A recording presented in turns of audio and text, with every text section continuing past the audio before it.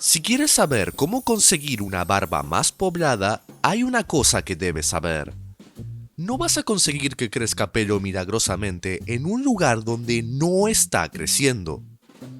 Haz las paces con eso en primer lugar. Estamos aquí para ayudarte. No te vamos a mentir. Ahora que te has comido esta píldora, tal vez deberías empezar a tomar otras píldoras, suplementos de biotina para ser precisos. Esa es una manera de empezar a aumentar tu vello facial. Tomar suplementos de biotina a diario es una de las formas de que tu pelo crezca más rápido y, supuestamente, de estimular la reparación del cabello de tu cabeza. Hay pocas pruebas concluyentes acerca de su potencial para estimular el crecimiento del cabello donde ha desaparecido, pero algo en lo que la mayoría de los médicos coinciden es en que la biotina sí que fortalece la infraestructura de queratina de tu pelo, lo que quiere decir que fortalece el pelo y lo hace más grueso. Así que, en teoría, tu barba crece de manera más abundante y uniforme a través de cada raíz. La biotina se puede conseguir en la mayor parte de farmacias y hay muchas marcas que ofrecen pastillas para el crecimiento de la barba que están hechas fundamentalmente a partir de biotina y otras vitaminas presentadas en un formato visualmente atractivo. Igual que necesitas sufrir esas complicadas longitudes de pelo para conseguir el peinado que necesitas, en ocasiones también necesitas atravesar unas extrañas fases del crecimiento del vello facial en aras a rellenar esos espacios imberbes. Aunque tu barba no sea tan rizada como para que baste peinarla para tapar esas calvas, déjatela crecer lo máximo posible y ella sola empezará a cubrirlas. Para ello, debes dejarla crecer de forma salvaje durante un mes a la altura de los carrillos y bajo el mentón. Trátala a diario con un aceite para barbas para fomentar el movimiento y la suavidad. Un tratamiento semanal de aceite caliente hará maravillas por la suavidad de la barba y desde luego también por tu piel. Y la puedes cepillar a diario para domar esos mechones con un bálsamo acondicionador.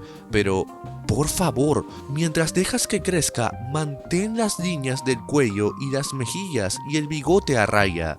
Eso suena a remedio de la abuela, pero funciona. Yo tengo el pelo castaño, pero la mayoría de mi barba es de un rubio traslúcido bastante claro, así que de vez en cuando la tiño para homogeneizar los rubios y los castaños, y cuando lo hago triplica su densidad. Este consejo no sirve de nada para alguien que no tenga distintos tonos de pelo que homogeneizar, pero el truco funciona y normalmente genera confusión entre mis amigos que me ven de manera regular. No te avergüences de admitir el secreto, tu barba es gruesa de por sí, el problema es que no lo parece. Así que simplemente estás ayudando a mostrar algo que ya está ahí.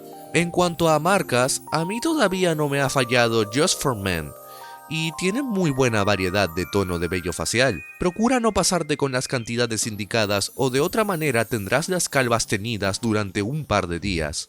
Es recomendable comer de manera saludable, hacer ejercicio, beber mucha agua, dormir 8 horas por la noche y rebajar tu estrés.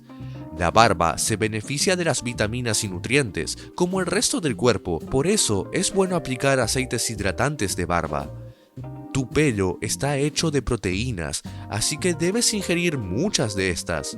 Si te mantienes hidratado, tu barba estará más suave. Si estás descansado, tu cuerpo, incluyendo tu cabello, está más fuerte. Si haces mucho ejercicio, mantienes la circulación sanguínea activa, lo que estimula el crecimiento del cabello a la vez que fortalece el vello de todo tu cuerpo, y reduces el estrés, reduces las posibilidades de que las hormonas desequilibradas pongan en peligro tu salud capilar o directamente acaben con todo tu pelo. Es una manera amable de decirte que tu barba estará necesariamente más relajada, estilosa y poblada si te cuidas a ti mismo. Así que, ¿por qué no?